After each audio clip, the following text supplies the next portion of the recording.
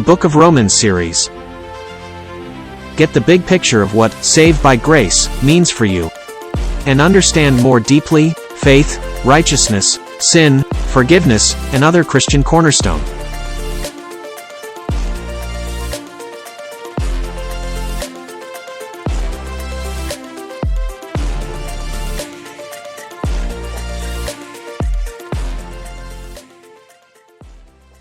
In the name of the Lord Jesus Christ, kumusta na po kayo? Isa pong masayang pagbati mga mahal kong kapatid.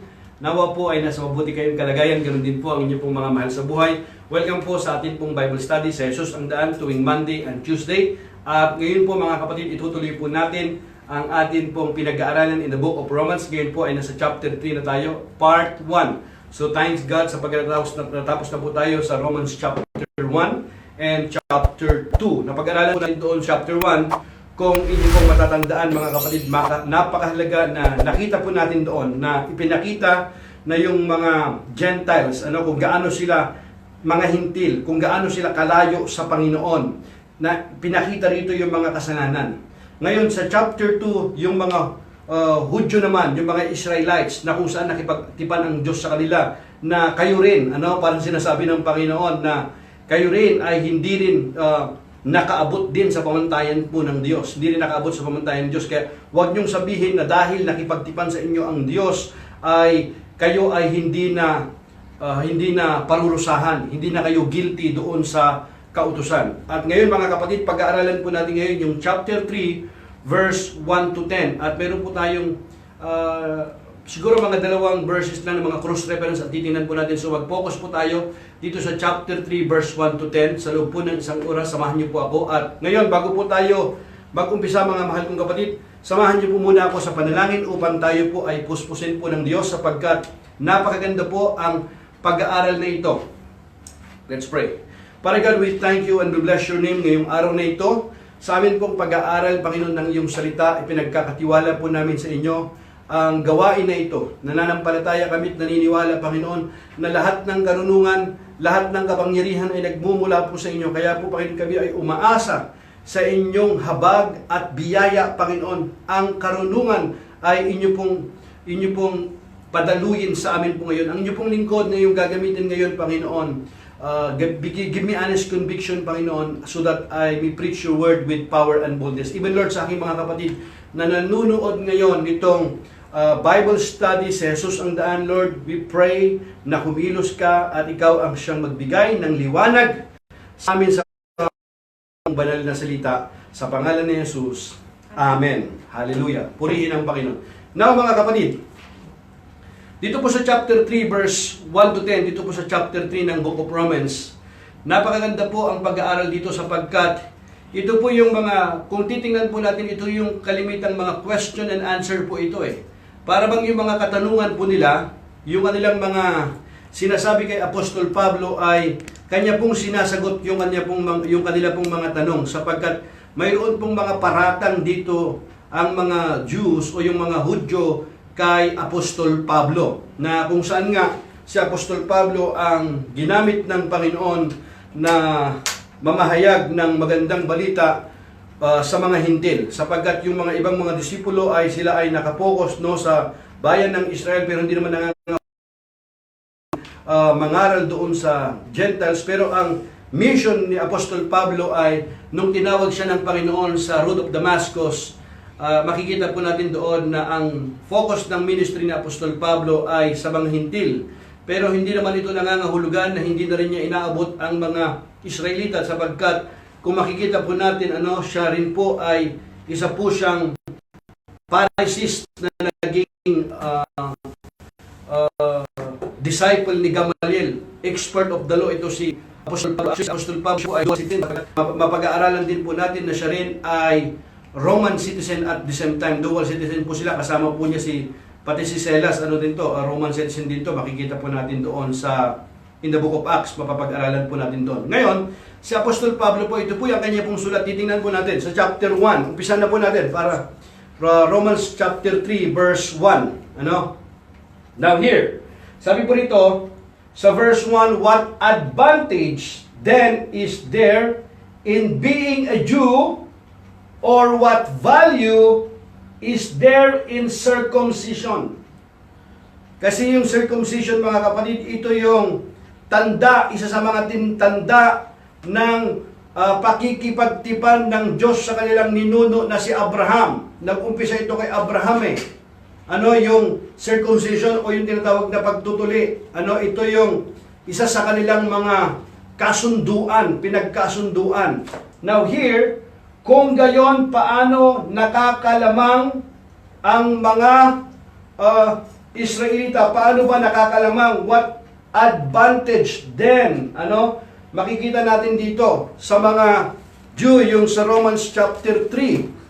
Ano nga ba talaga ang advantage daw, mga kapatid? Dito makikita natin, in the book of Romans chapter 3, maliwanag na ang sinasabi rito, ano nga ba daw ang advantage, ano? Ng mga Jews sa mga Hintil, ano? Kung gayon, paano nakakalamang ang Hudyo sa hindi Hudyo? Ano ang kabuluhan ng pagiging tuli? So what advantage? Ngayon here, what advantage then is there in being a Jew, or what value is there in circumcision? Meron kasing mga nagsasabi na katuruan po ngayon, ano? Na even po marami mga Kristiyan, wala nang advantage ngayon. Pare-pareho na lang ngayon yon. Kung titingnan po natin yon, ano, kailangan po natin ipaliwanag ito. Kasi may sagot din po rito si Apostol Pablo. Ang sagot, next, please. Tingnan po natin, ano? Yes. Ang sagot niya, what advantage? Ang sagot niya, yes. There are great benefits. Ayan, there are great benefits. First of all, the Jews were entrusted with the whole revelations of God. Ano ba yung unang-unang benefits daw?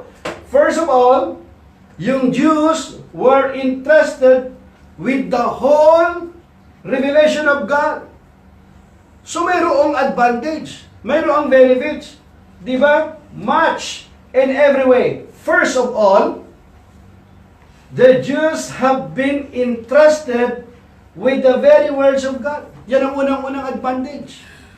Ngayon kung ikaw ay isang Jew, isang Hudyo, mayroon kang advantage kasi ikaw, ikaw yung nakaalam ng aral ng kautusan ng Diyos. Sa iyong mga ninuno ipinagkatiwala. So, kung sa iyo ipinagkatiwala, yung iba hindi nila nalaman yun, hindi yung oracle of God na tinatawag, mga kapatid, wala sila nun. So sino ang mayroon kang advantage? Meron siyang ipinapaliwanag dito sa Apostol. Titingnan natin dito kung bakit sinasabi naman ni Apostol Pablo na wala ng kaibahan. Saan yon? Pagdating po ito sa pagsunod sa kautusan, mga kapatid, paglabag sa kautusan, mamaya papakita natin yung paglabag sa pagsunod, ano, para hindi natin, kasi ito, mayroong mga nami-misunderstood dito minsan ng mga katuruan kasi. Wala na yan. Bali, wala na yon. Hindi, meron. Balikan nga natin, can you go back first maybe in verse 1 in English? It says there, what advantage then is there in being a Jew? Or what value is there in circumcision? Now, in verse 2 here in English, makikita natin, sabi niya, yes, there are great benefits. Sabi ng Bible, there are great benefits. Ano yung benefits? What is the benefits? What are the benefits? Sabi niya, first of all, the Jews were entrusted. Kita mo, entrusted, ipinagkatiwala, entrusted with the whole revelation of God. Hallelujah! Maliwanag dito, entrusted with the very words of God. The very words of God. Makikita natin dito, mga kapatid, na yung salita ng Panginoon, ipinagkatiwala sa kanila. So dito, napaka-clear, na mayroong advantage. Kasi sa kanila, sila yung unang nakaalam eh. Amen? Now, true, sabi nga ng verse 3, some of them were unfaithful, but just because they were unfaithful, does that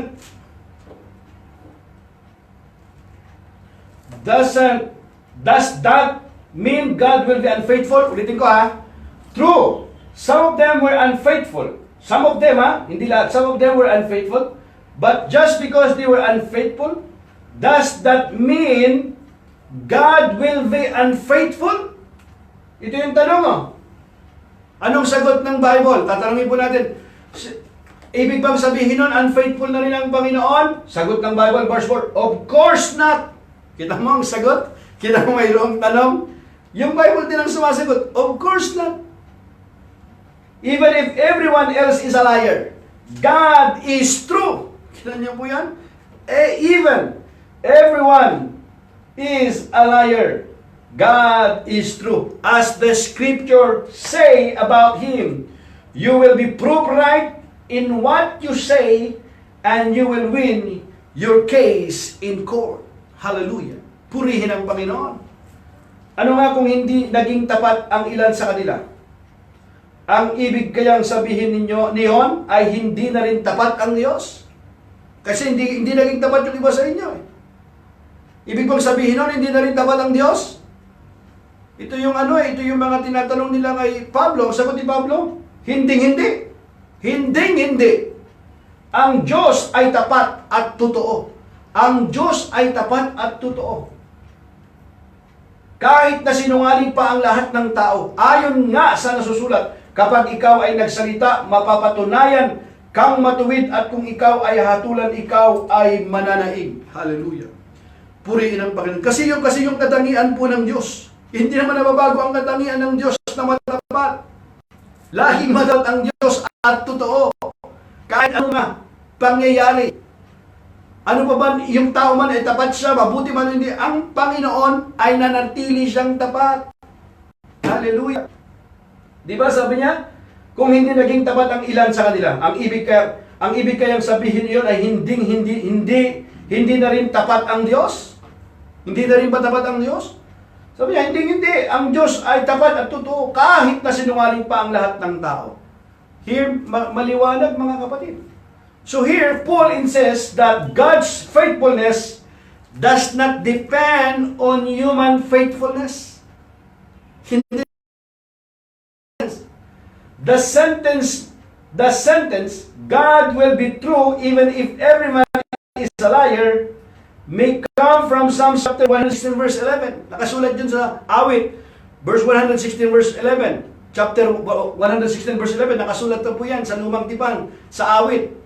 Now here, in other words, God always keeps His word and remains faithful to His people no matter what they do.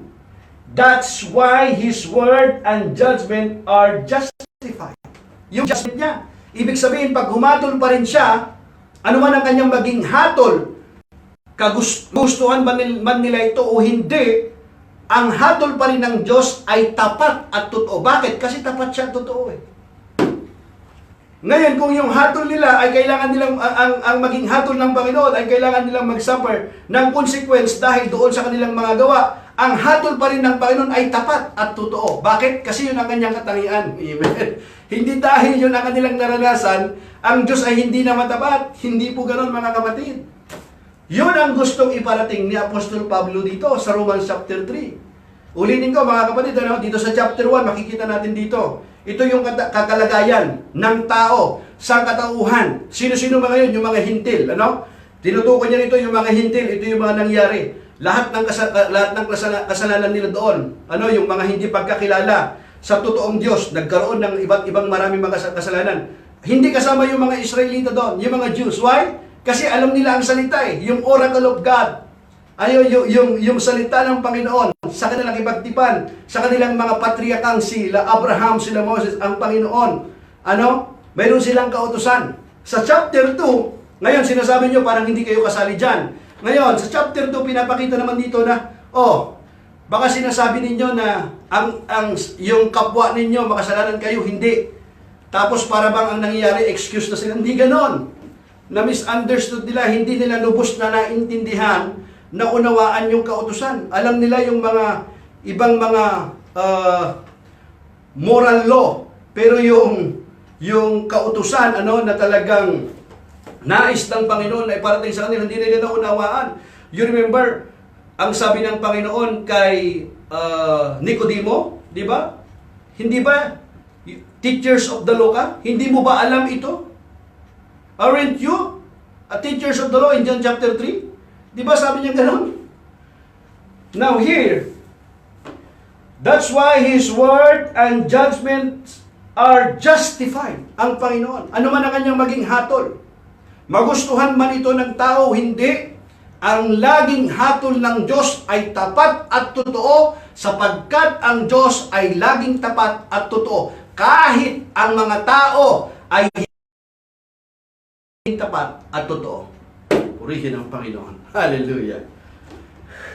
He never ever breaks His side of any covenant agreement. Hallelujah. Ang tao, pwede pa. Pero ang Panginoon, hindi, mga kapatid. Paninindigan, mayroong paninindigan ang Panginoon. Hallelujah. Purihin ang Panginoon. Now, here, I want you to know, in Romans chapter 3, verse 1 to 8, contains a series of questions which might have come from someone opposed to Paul's teaching in Romans 2. Kasagutan po niya ito.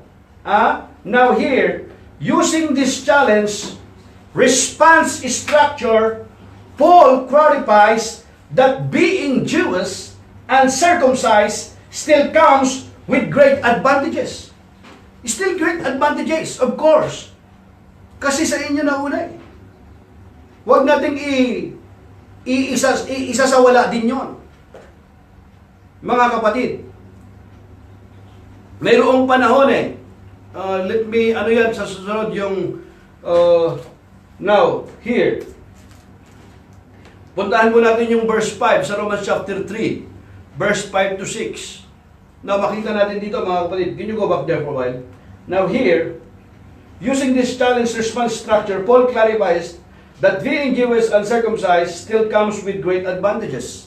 Still great advantages. Kasi nakipagtipan sa kanila ang Panginoon eh. Ano, mayroon yung time na sila ay dinidisiplina ng Panginoon. Ano? Kaya ang Panginoon, mayroong moments na silent ang Panginoon sa kanila. Ang katotohanan nga nito, mga kapatid, for at least 400 years, for more than 400 years, sa Israel, mayroong yung tinatawag na silent. Yung moment na yon, ano, tahimik. There is no revelation. There is no prophet. There is no miracle. Silent. There is no living prophet in Israel for 400 years. Hanggang sa dumating ang Panginoon. Ano, in Galatians chapter 4, verse 4. When the fullness of time come. Kaya nung dumating si John the Baptist, ano, na nagbabautismo sila, akala nila siya na yung Messiah. Ang sabi ni John the Baptist, nandito ako to prepare the way of the Lord. Kasi nagbabautismo siya eh. Kaya nung dumating ang Panginoong Hesus, all kinds of miracle, the greatest miracle of all is the miracle of Jesus Christ. Hallelujah. Lahat na nang himala, sabihin nyo na, yung bulag nakakita, yung pilay nakalakad, yung bingi nakarinig, yung pipi nakapagsalita, yung mga kwitunging luminis, pati yung bulag, ano, nakakita, ano na yun, ha? Bulag, pinanganak na bulag, nakakita. Pati yung patay, binuhay ng Panginoon. Wala ka nang, yan yung the greatest miracle of all is the miracle of Jesus. Pwede isipin mo, naglakad doon sa dagat, lahat na ng himala, yung dalawang tinapay, ano, tsaka yung 5 isda, 5,000 ang nakakain, napakarami nakakain, hindi pa kasama yung mga babae at yung mga bata, napakarami, lahat na ng klase ng himala. Kaya nung dumating ang Panginoon, ito yung Bisaya, alam ng mga Israelita ito, mga kapatid, alam nila, ano, alam nila yung salita. Kasi sa kanila kasi nakipagtipan ang Diyos. Now here, in verse 5 to 6, the Bible says, but some might say, verse 5 na tayo mga kapatid ha, our sinfulness serves a good purpose, for it helps people see how righteous God is. Kita mo ha? Paliwanag ito. But some might say, our sinfulness serves a good purpose. Kita mo? For it helps people see how righteous God is. Isn't it? Isn't it unfair? Isn't it unfair then for Him to punish us? Ito yung ano nila, yung mga tanong nila. Tinan mo yung sagot ni Paul naman ha. This is merely a human point of view. Of course not. Kita mo? You see the answer of Paul here? Of course not. If God were not entirely fair, how would He be qualified to judge the world? Because they are saying that is unfair. They do not really understand. Nami-misunderstood nila, mga kapatid. Ngunit ang kasamaan natin ay nagpapakilala ng katarungan ng Diyos. Masasabi ba nating hindi siya makatarungan dahil tayo'y pinaparusahan niya? Ganyan ang pangangatwiran ng tao. Pangangatwiran ng tao yon, mga kapatid, hindi pangangatwiran ng Diyos. Ang sagot ito, verse 6, hinding-hindi, kung hindi makatarungan ang Diyos, paano niya hahatulan ang sanlibutan? Yun, hallelujah. Praise God. So ngayon, makikita natin dito, they are saying that it seems that is unfair. God is unfair. But no, God is absolutely fair. Why? Because if He is not fair, He is not qualified to be the judge of the world. Here, maliwanag dito, mga kapatid. If you, go back sa English, sabi niya dito, di ba? If God were not entirely fair, how would He be qualified to judge the world? Di ba? Kaya nga ang Panginoon, mga kapatid, makikita natin dito, makatarungan ang Diyos, paano niya hahatulan ang sanlibutan kung hindi makatarungan ang Diyos? Hallelujah. Purihin ang Panginoon. Hallelujah. Kaya, mga kapatid, hindi natin pwedeng sabihin na unfair naman yata ang Panginoon. No. Fair ang Panginoon. Actually nga, hindi nga nagtatangi ang Panginoon. Wala nga favoritism ang Panginoon. Sabi ng Bible. Hindi siya nagpapakita ng favoritism ang Panginoon. Pantay-pantay po siya, mga kapatid. Lahat ng bagay, hindi natin, we cannot, hindi natin pwedeng suhulan ng Panginoon, mga kapatid. Hindi nakukuha sa yaman, hindi nakukuha sa talino. Lahat ipagsusulit natin sa Panginoon, mga kapatid. Now, because God is righteous, He is rightfully the judge. Amen? Very clear here. Because God is righteous, He is rightfully the judge. Simple as that. Because He is the judge, He must express His justified anger against the sinfulness of humanity. Because He is a good judge. Kaya dapat mangyari ito, mga kapatid. Because He is the judge, He must express His justified anger against the sinfulness of humanity. Even if that faithlessness ultimately only goes to further prove how holy He is. Kahit na ikaw pa yung lahi mo ka pa ng Hudyo, ng Jews, even sa iyo nakipagtipan ng Panginoon. Ang kasalanan is kasalanan. Sin is sin. And because God is a righteous judge, He must punish sin. Even you are close to Moses. Even you are close to Aaron, the first high priest. In fact, what happened to the two sons of Aaron? We know what happened. Nangyari sa kanila yung consequence. Gumamit sila ng maling pangsindi. Na hindi yun ang tamang ginamit nila, na required sa kautusan.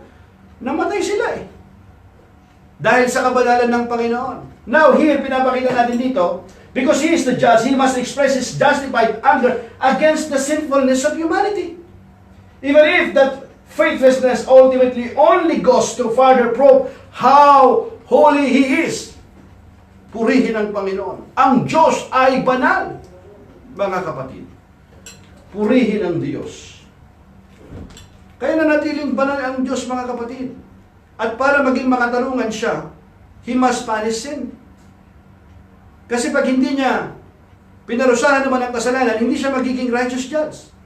And we know that God is just.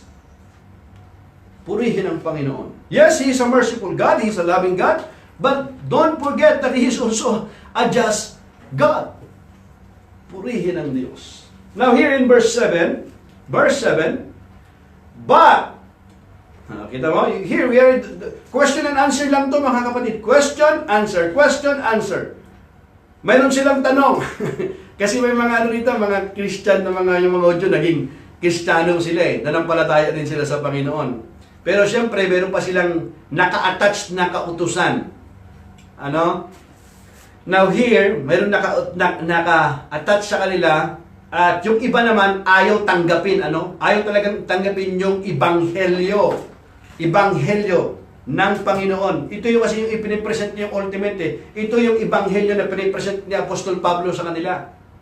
Ito lang ang gusto mong sabihin eh. Walang nakaabot sa pamantayan ng Diyos.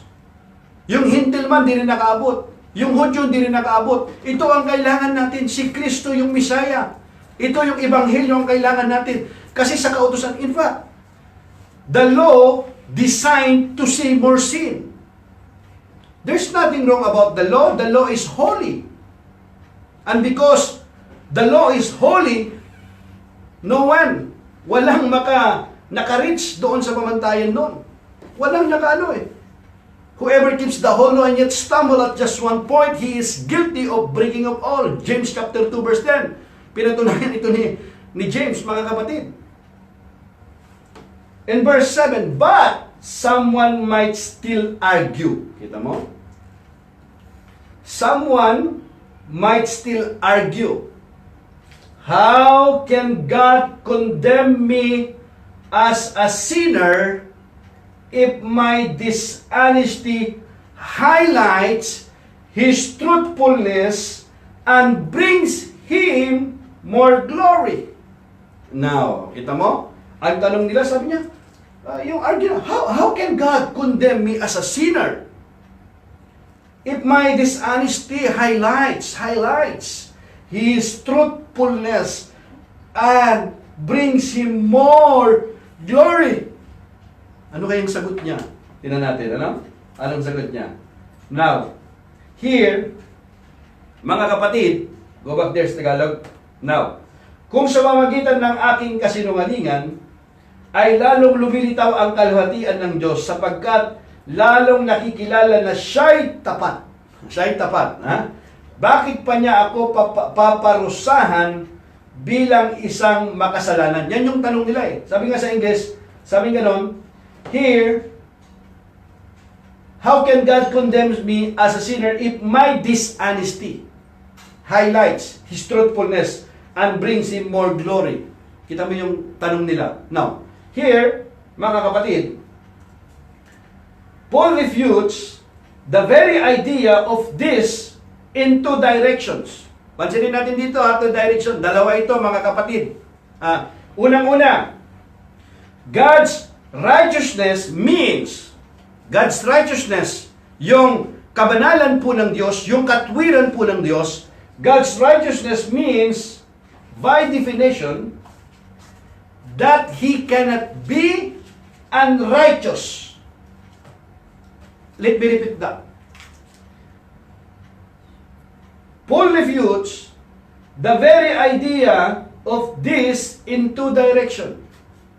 Pansinin nyo ha, God's righteousness means, yung katwiran ng Panginoon, by definition, that He cannot be unrighteous. Hindi. He cannot be unrighteous. He is the standard of goodness and truth. He is the standard of goodness and truth. So, His judgment of our sin is by definition completely fair and justified. We deserve it. Hallelujah. Now, very clear, amen? His judgment of our sin is by definition completely fair and justified. We deserve it. Maliwanag dito, mga kapatid. Hindi kasi pwede ang Panginoon unang-una na maging unrighteous siya. Hindi pwede. Kasi lagi siyang righteous. Kaya ang kanyang hatol ay laging tama, totoo, at makatwiran. Purihin ang Panginoon. Hallelujah. Yun ang kanyang hatol ng Panginoon. Maliwanag dito. Kasi mayroong nagrarason eh. Now, and some people even slander. Verse 8, ha? And some people even slander us by claiming that we say, the more we sin, the better it is. Kita nyo? Yung mga maling pangangatwiran. Wala nga sa ayos yung kanilang pangangatwiran eh. Kaya yung mga katwiran nila, meron kasi nung kay Apostol Pablo, kaya niya sinasagot. Some people even slander us by claiming that we say, hindi naman nila sinasabi, even though Paul is not saying it. That's not what Paul mean. That's why Paul is explaining to them. And some people even slander us by claiming that we say, the more we sin, the better it is. Those who say such things deserve to be condemned. Deserve to be condemned. Those who say such things. How could you say that? How could you say that? How could you say that? If God is righteous, if God is holy, how could you say such things? You're saying that here, the more we sin, the better it is. How could it be? How could it be? The better it is. Those who say such things deserve to be condemned. Ibig sabihin, wala kayo sa ayos, wala sa pangangatwiran ang inyong mga pananalita. Hindi na ayon sa Panginoon, taliwas. Yun ang ibig niyang sabihin ni Apostol Pablo. Kung gayon, bakit nga hindi natin sabihin? Gumawa tayo ng masama kung mabuti naman ang magiging bunga nito. Kita mo yung pangatwiran? Gumawa tayo ng masama kung mabuti naman ang magiging bunga nito. Ganyan daw ang itinuturo namin. Ganyan daw ang itinuturo namin. Sabi ng mga naninira sa amin. Sino yon? Yung mga naninira, mga kapatid. Maliwanag yun. Yung mga naninira. Kaya nga po mga kapatid, dito maliwanag ang sinasabi ng kautusan. Na talaga pala yung paninira, hindi na bago yan. Noon pa lang mayroon ng naninira kay Apostol Pablo. Kaya hanggang ngayon, mayroong mga tinitwist. Yung mga panalita, pinagtatagpi-tagpi, binabawas-bawasan, yung mga panalita. Baka ngayon sa akin nga rito, dahil naka-live recording ako, minsan, yung atin pong live, yung internet po natin napuputol, mamaya kung saan naputol doon, mayroong mga masasamang tao na gustong manira sa atin, pagsamasamahin na nila yun. Naku, hindi na po bago yan, mga kapatid. Ganun pa man sa awa ng Diyos ay nakahanda naman tayong sagutin po sila dyan. Ngayon, dito, maliwanag sinasabi, kung gayon, bakit nga hindi natin sabihin, gumawa tayo ng masasama, kung mabuti naman ang magiging bunga nito. Ganyan daw ang itinuturo namin, sabi ng mga naninira sa amin. Yun. Yung mga naninira, sila'y paparusahan ng Diyos at iyan ang nararapat. Yun. Yung mga naninira, mahirap yan mga kapatid. Kaya yung mga naninira, lalong-lalo na yung mga naninira sa mga salita ng Diyos, parurusahan sila ng Diyos. At ang sabi ng Biblia, at iyan ang nararapat. Nararapat alin? Parusahan. Kasi, ang kanilang nilalapastanganan na ay ang salita po ng Diyos. Kapag ang salita ng Diyos hindi mo pinapansin, mga kapatid, sa kabila ng pagtawag sa iyo ng Panginoon, na manumbalik tayo, hindi natin pinapansin. Pagdating ng panahon, mga kapatid, tayo rin yung magmamakaawa.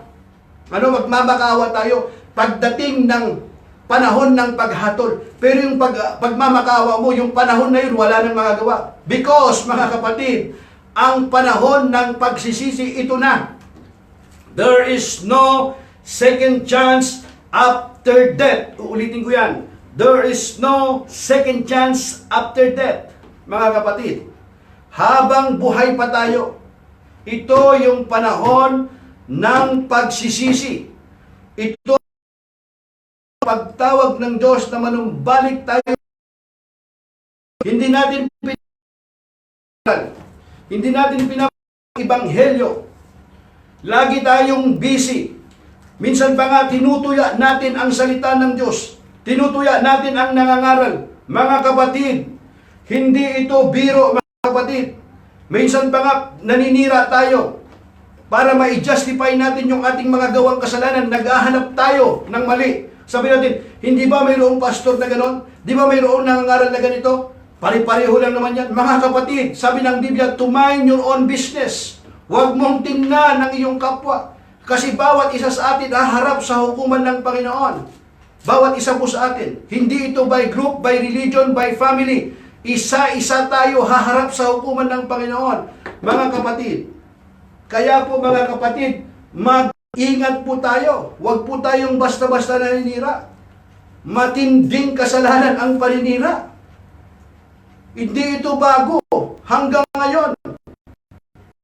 Dahil sa paninira, mayroong nakukyos, mayroong naililigaw ng pananampalataya. At maraming sapagkat maraming mga bulaang mga guro ngayon at mga bulaang mga propeta, ang itinuturo ay mga panaginip at mga pangitain na wala naman sa Biblia.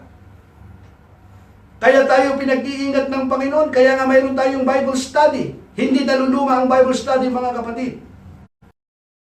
Biblical, ito po ang aking panawagan, mga kapatid. Sabi ng Biblia, ganyan daw ang itinuturo namin, sabi ng mga naninira sa amin. Sila'y parurusahan ang nararapat. Katulad nga ng natin kahapon, di ba? O yung pinag-uusapan po natin, may part 2 po tayo niyan sa Friday. Tamang aral ng kaligtasan. Meron kasi minsan, nag-repeat ng Jesus, I believe you died for me. Ka ng buhay na walang hanggan. O kahit anong gawin mo dyan, nagkasala ka sa langit ang punta mo. Nako mga kapatid, hindi biblikal yung tinuturo ninyo. Hindi natin naintindihan yung grace. Yung biyaya ng Panginoon ay hindi natin lubos na unawaan yung biyaya ng Panginoon. Kaya mayroon tayong minsan yung buhay natin kahit anong gawin na natin. Kasi alam natin, ligtas tayo, ligaw kayo kung ganoon mga kapatid. Huwag tayong mga kapatid, baka yung pastor mo nagturo noon o yung sinong guro nagturo sa iyo niyan. Hindi ganoon po ang kaligtasan. Ang kaligtasan, mga kapatid, na itinuturo ni Apostol Pablo ng Ebanghelyo ay hindi bago. Ito 2,000 years ago. Mga kapatid, ang Ebanghelyo ni Kristo. Mga kapatid, mahalaga yung panalangin, of course, because you are going to confess. Because everyone Jesus called in the Bible, He called him publicly. In front of me. Pero ang magliligtas sa iyo ay hindi yung ginawa mong panalangin, kundi ang iyong pananampalataya kay Kristo at yan ng Panginoon. Huwag ka magdagdag, huwag ka magbawas. Kaya maraming mga naliligaw Kaya na tayo nag-aaral, mga kapatid, ng book by book ang pinag-aaralan natin ngayon. Glory to God.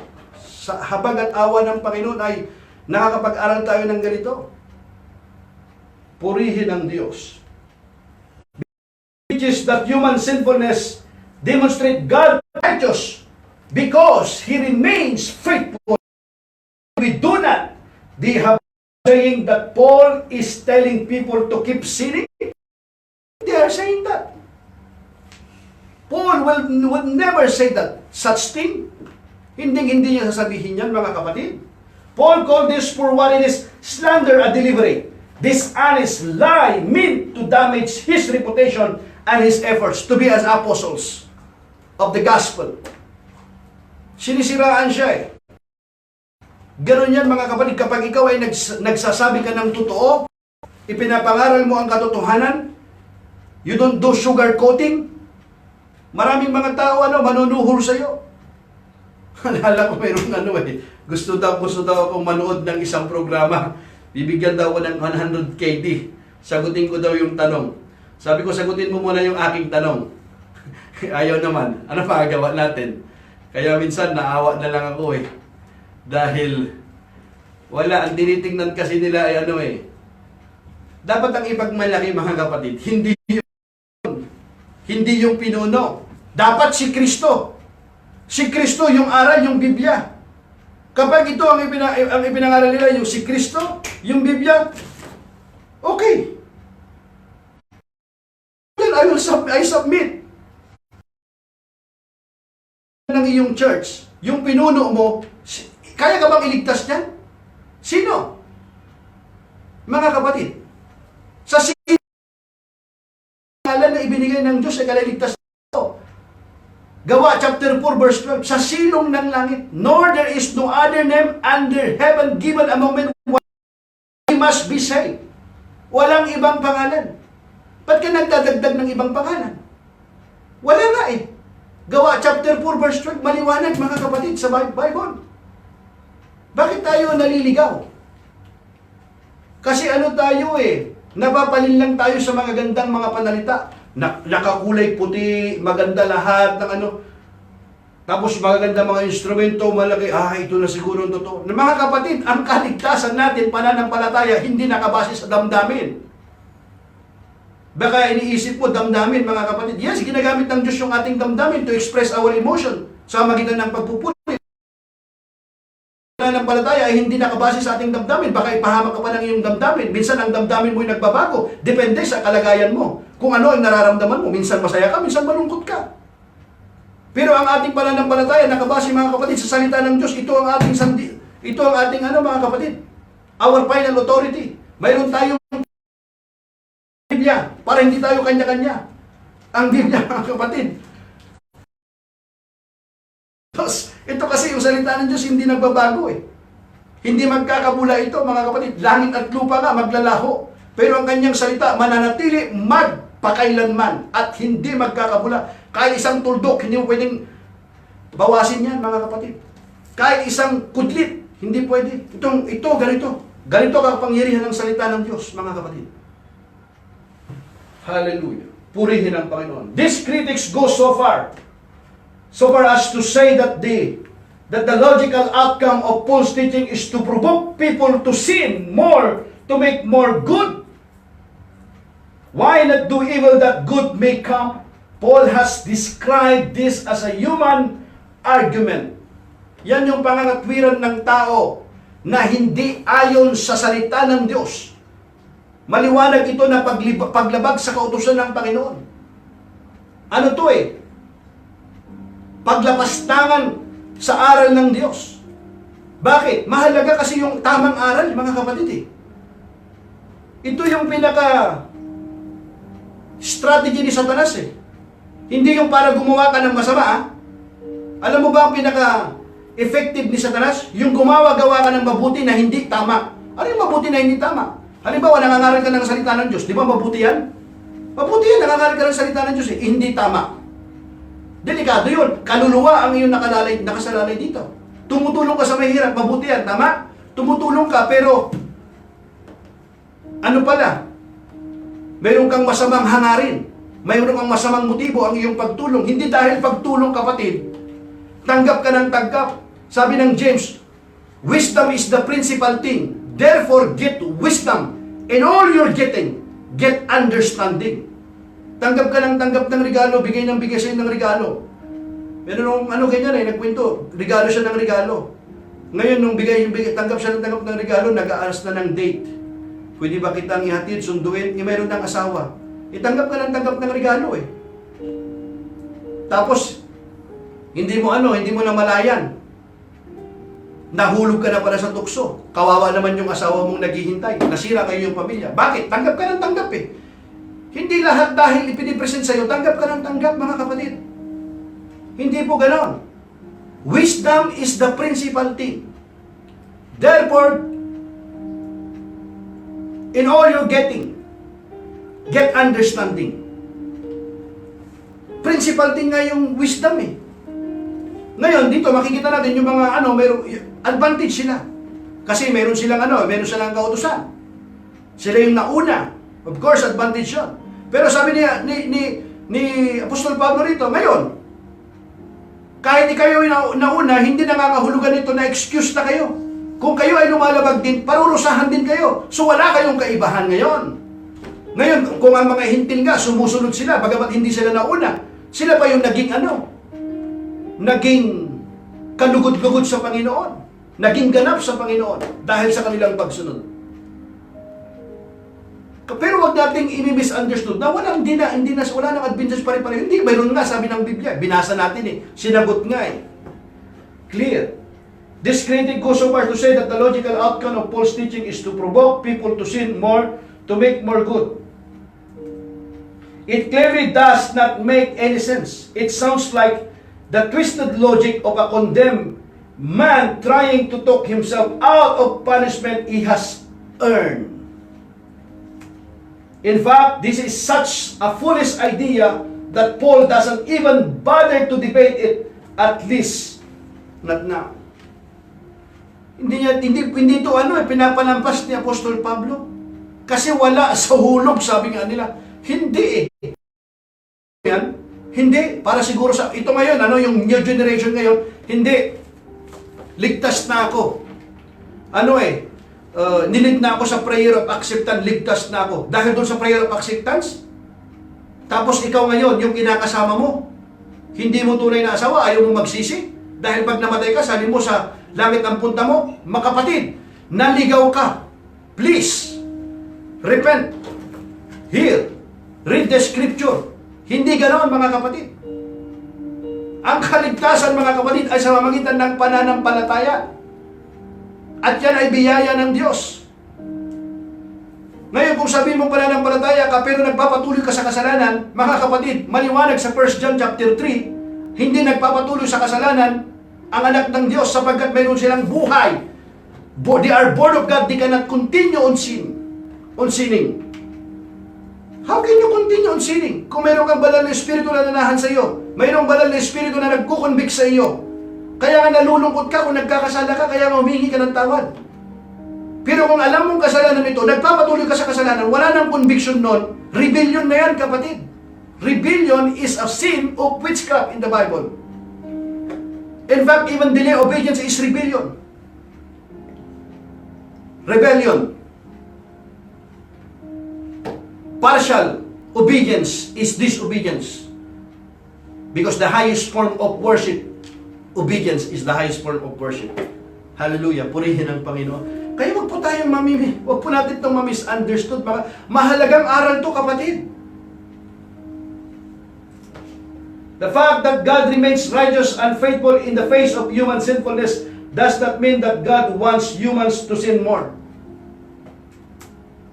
It means that He is being consistent to His own nature. Verse 9 to 10, last. Well then, should we conclude that we Jews are better than others? Tanong yan eh. Okay, tanong yan siya. Well then, should we conclude that Jews are better than others? Ano sagot niya? No. Kita nyo? Ay, yan ang sagot ng Bible. No. Not.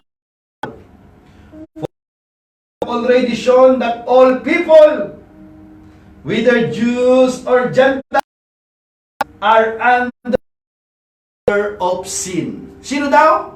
All people. Why all people? Whether Jews or Gentiles. Kasi kung hindi ka Jews, Gentiles ka, kahit anong lahi mo, are under the power of sin. Kita nyo ha?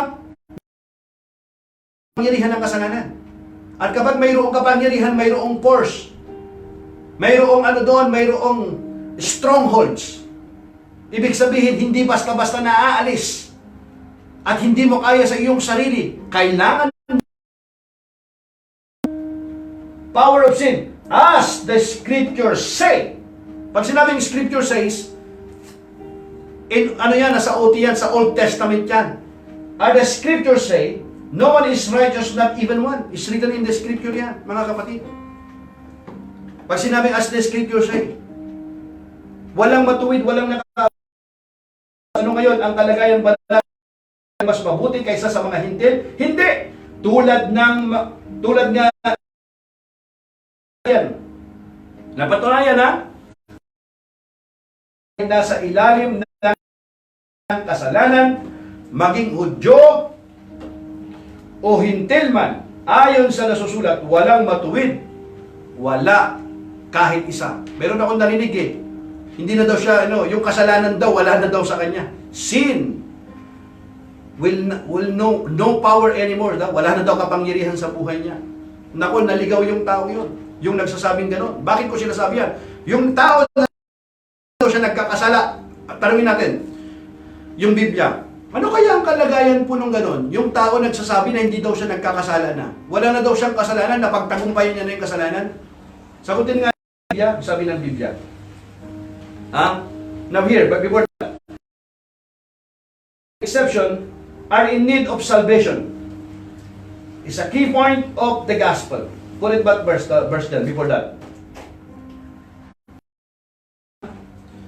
Ano kayang sinasabi ng tao na hindi na siya nagkakasala? If we claim, sinasabi mo ano walang, if we claim we have no sin, we are only fooling ourselves. Sino daw? Ourselves. Fooling ourselves and not living in the truth. Not living in the truth. Anong gusto ng Panginoon? Ito. Panginoon, ano pong gusto mo sa amin? But if we confess our sins to Him, He is faithful and just to forgive us our sins and to cleanse us from all wickedness. Hallelujah! Purihin ang Panginoon. Yan ang gusto ng Panginoon. Ipahayag natin ang ating kasalanan. Kung ipapahayag natin ang ating kasalanan, siya ay matapat. Tayo ay kanyang patatawarin at lilinisin sa ating mga kasalanan. Pero kung sinasabi natin wala tayong kasalanan, dinadaya natin ang ating sarili at wala ang katotohanan sa atin. At ang sabi ng verse 10, and the verse 10 says, if we claim we have not sinned, we are calling God a liar. Praise. Maliwanag. Di ba? Mga kapatid. Next. Kung sinasabi natin hindi tayo nagkasala, ginagawa nating sinungaling ang Diyos at wala sa atin ang kanyang salita. Kita nyo mga kapatid? Ginagawa mo pang sinungaling ang Diyos pag sinasabi mo hindi ka na nagkakasala, wala kang kasalanan. Ang sabi niya, wala sa atin ang kanyang salita. Anong gusto ng Panginoon sa atin? Verse 9, ang sabi ng Panginoon sa atin sa Tagalog, verse 9, ang gusto ng Panginoon, subalit, kung ipinapahayag natin ang ating mga kasalanan, patatawarin tayo ng Diyos sa mga ito, at lilinisin tayo sa lahat ng ating kasalanan, sapagkat siya'y tapat at matuwid. Hallelujah! Amen? Now, can we go back doon sa ating before the verse 10? The idea that all people without exception are in need of salvation is a key point of the gospel. Scripture leaves no room for anyone to claim they are good enough to deserve heaven. To deserve heaven. Now, mga kapatid, sa atin pong pagtatapos, gusto ko pong i-present din po sa inyo ang gospel. I don't want to finish this Bible study without giving you an opportunity to meet Jesus, the Lord of your life. Mga kapatid, this same gospel, 2,000 years ago, ang ino-offer po ni Apostol Pablo. Hindi natin kayang iligtas ang ating sarili, hindi sa ating pamabuting gawa, hindi sa ating reliyon, hindi kung anuman. Sino ang tao, kapatid? Walang makapagliligtas sa atin, kundi ang Panginoong Hesus lamang. Sapagkat mga kapatid, siya po yung namatay sa atin sa krus ng Kalbaryo. Siya yung nagbayad ng ating kasalanan. And if you don't want that, you will pay all your sins. At hindi mo kaya. Ang Diyos lang ang pwedeng magbayad ng ating kasalanan. At kung walang pagbububo ng dugo, walang pagpapatawad ng kasalanan. Without the shedding of blood, there is no forgiveness of sin. The Jews, what they are doing, they keep doing this sacrifice over and over and over again. Kasi hindi nga sila, yung standard ng Panginoon, hindi sila nakaabot. Kaya nga ang Panginoon, gayon na lamang ang pag-ibig ng Diyos sa sanlibutan. Kaya ibinigay niya ang kanyang bugtong na anak upang ang sino mang sumampalataya sa kanya ay hindi mapahamak, kundi magkaroon ng buhay na walang hanggan. Kapatid, sa oras na ito, ano man ang iyong ginagawa, maring ikaw ay nanonood ngayon, nakaupo ka sa iyong sopa, nasa iyong kwarto ka, you're watching this watch party, sa iyong kaibigan, sa iyong kamag-anak. Hindi ito coincident or accident din lamang sa oras na ito bakit ka nanonood. Kasi mahal ka ng Panginoon. Gusto ng Panginoon na ikaw ay manumbalik sa Kanya. Maaring lumayo ka na sa Kanya. Dati masipag ka. Pero ngayon tinatawag ka ng Panginoon.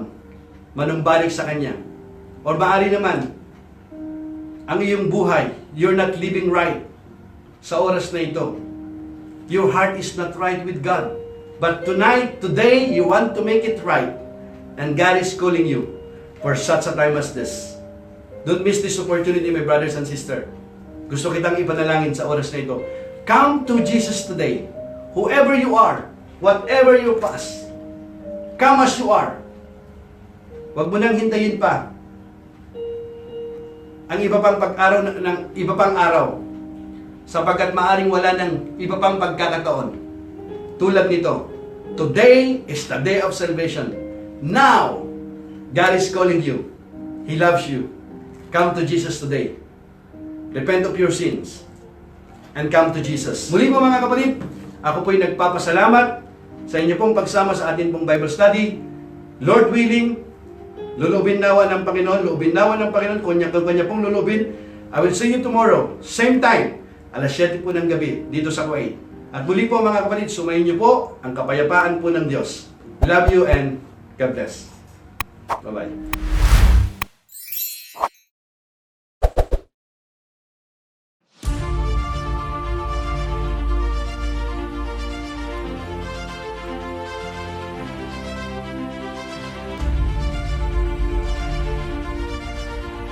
The Book of Romans series. Get the big picture of what saved by grace means for you, and understand more deeply faith, righteousness, sin, forgiveness, and other Christian cornerstone.